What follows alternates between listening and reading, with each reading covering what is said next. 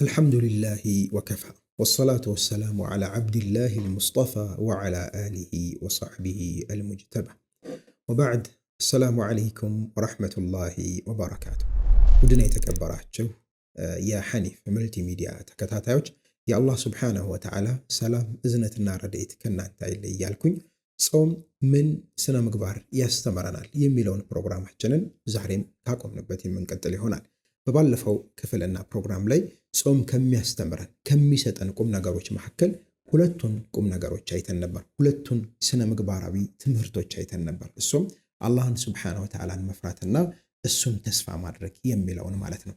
ዛሬ ደግሞ በጾም የምንማራቸውን ሁለት ስነ ምግባሮችን የስነ ምግባር ቁንጮችን የምንተዋወስ ይሆናል። አስሰብሩ ወሽክር አላህን Subhanahu Wa Ta'ala ማመስገንና መታገስ የሚባለው ነገር ማለት ነው።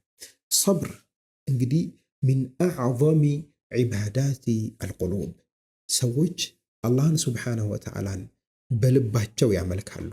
በልባቸው አላህን ከሚያመልኩበት ነገር ሁሉ የላቀውና ትልቁ ሰብር የሚባለው ትዕግስት የሚባለው ነገር ማለት ነው።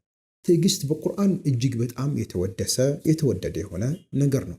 አላህ Subhanahu Wa Ta'ala إنما يوفى الصابرون أجرهم بغير حساب له تأجستنيوج الله زند من داتشون أمي مولوت يعلى قدب نقول الله جل وعلا نقولنا يهينو يميبال قدب الله كم يسفل لقاتشو درس الله سبحانه وتعالى من دايسة تحجوال لمن تصابروج الله سبحانه وتعالى بليل أبو تعالى دقمو إن الله يحب الصابرين بلو الله سبحانه وتعالى تأجستنيوچن እንደሚወዳቸው ነግሮናል።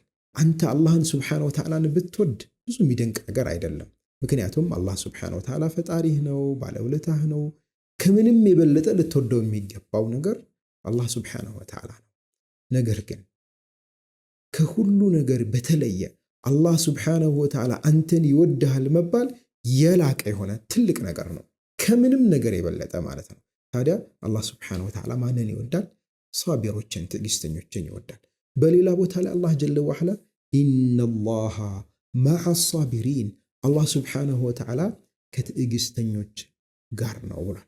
ከትዕግስተኞች ጋር ነው አላሁ ተዓላ ቢነስሪሂ ወተእይዲሂ ወሒፍዚሂ እነሱን በመርዳት በማገዝ በመደገፍ በመጠበቅ እንክብካቤውን በመስጠት ልዩ የሆነ እንክብካቤና እዝነትን ለነሱ በመስጠት አላህ Subhanahu Wa Ta'ala ከነሱ ጋር ነው። አላህ ጀለ ወዐላ አብሮት የሆነ ደግሞ ምንም ነገር የሚሳነውና የሚያሸንፈው ነገር የለም ማለት ነው። لأن الله معه አላህ Subhanahu Wa Ta'ala ከሱ ጋር ስለሆነ ታዲያ እነኛውን ያነሳናቸው የቁርአን አያዎች የትዕግስተኞችን ምንዳ በጣም የሚያሳይ ነገር ነው። አስሰብሩ ضያኡን ብለዋል መልእክተኛው አለይሂ ሰላቱ ወሰላም። ደግሞ ትዕግስት የሚባለው ነገር ብርሃን ነው ብለዋል። ወደ ጀነት አንድ ባሪያ የሚቀናበት የሚጓዝበት ልዩ የሆነ ብርሃን ምንድነው ከተባለ አስሰብር ነው።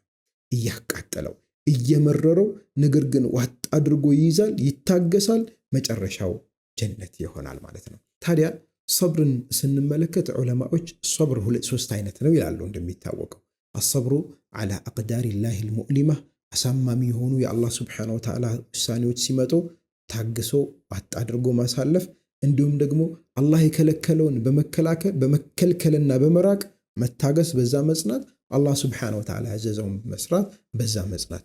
እነኚህ ሶስቱም ነገሮች በጾም ላይ የተሟሉና የተሰባሰቡ ሆነው እናገኛቸዋለን። ጾም ሶስቱንም የሰብር አይነቶች ያስተምረናል ማለት ነው። ስንራብ መራብ የሚባለው ነገር አላህ Subhanahu Wa Ta'ala የወሰነው ነገር ነው። ስለዚህ እንታገሳለን።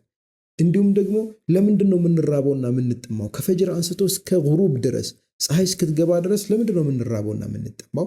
በዛ ትዕዛዝ ላይ ለምን እንጸናለን? አላህ ስላዘዘ። ትዕዛዙን በመፈጸም ላይ ደግሞ ምን አለ ማለት ነው? ሰብር አለ፣ መታገስ የሚባል ነገር አለ ማለት ነው። ስለዚህ ጾም የሚባለው ነገር የትዕግስትን አይነቶች ሁሉ ለኛ ምን ያደርገናል? ያስተምረናል። ከስነ ምግባር ትልቁ ስነ ምግባር ደግሞ ታጋሽነት ትዕግስተኝነት ነው ማለት ነው። ሌላው ሰዎች በጾም ምን ይማራሉ ሲባል አሽክር ነው። አላህን Subhanahu Wa Ta'ala አመስጋኝነት ማለት ነው። አላህን ጀለ ወዐላን ማመስገን ዱንያዊም ኡኽራዊም የሆኑ እጅግ በጣም የላቁ ምንዳዎች አሉት።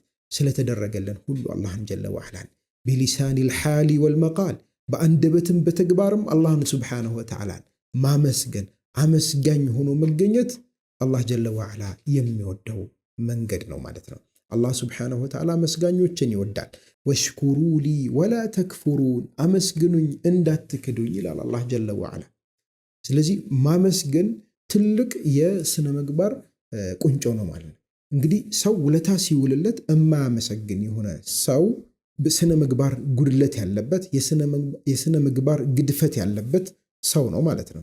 ፈከይፈ ቢመን አንዐመ ዐለይከ ጢለተ ሐያቲክ፣ እድሜ ልክህን በሙሉ ያልተቋረጠ ጸጋውን ሲሰጥህ የነበረውን አላህን ሱብሓነሁ ወተዓላን ማመስገን ደግሞ እጅግ በጣም የላቀ ነው። እሱን አለማመስገን ደግሞ መነፈግ ነው፣ ከአላህ ሱብሓነሁ ወተዓላ እዝነት መባረር ነው ማለት ነው። ናም ስለዚህ በጾም ከምንማረው ነገር አንዱ ምንድነው? ሹክር ነው፣ አላህን ማመስገን።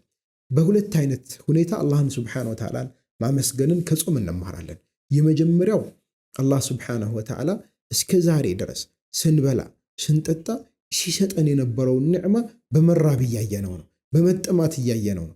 የምግብን የመጠጥን ጥቅም የመብላት የመጠጣትን ጥቅም እያየን ነው ያለነው በመጾም ማለት ነው። ስለዚህ እስከ ዛሬ ሳትከለክለኝ እስከ ዛሬ ሳትነፍገኝ ምን ሪዝቅክ ከሪዝቅህ ከሲሳይህ ስትሰጠኝ የነበርከው አላህ ሱብሓነሁ ወተዓላ ሆይ ምስጋና ይድረስህ፣ ልትመሰገን ይገባል ብሎ በአንደበቱም በተግባሩም አላህን ሱብሓነሁ ወተዓላን አመስጋኝ መሆን ይፈለግብናል ማለት ነው። በተጨማሪም ደግሞ አላህ ሱብሓነሁ ወተዓላ ለሚወደው ላላቀው ቁርአን ላወረደበት ወር አላህን ሱብሓነሁ ወተዓላ ስላደረሰህ ልታመሰግነው ይገባል ማለት ነው። ወሃዛ የዱሉ ይሄ ደግሞ ምን ያመላክታል? አመስጋኝነት እጅግ በጣም የላቀ ነገር መሆኑን ያሳየናል ማለት ነው። ስለዚህ ጾም ምን አስተማረን ካለን ዓለመነ ሹክር፣ አመስጋኝነትን አስተማረን ማለት ነው።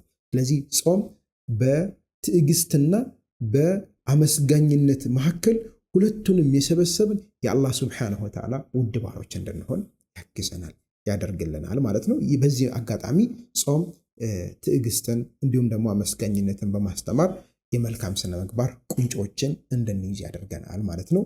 ወላሁ ተዓላ አዕላ ወአዕለም። ወሰላሙ ዓለይኩም ወረሕመቱላሂ ወበረካቱ።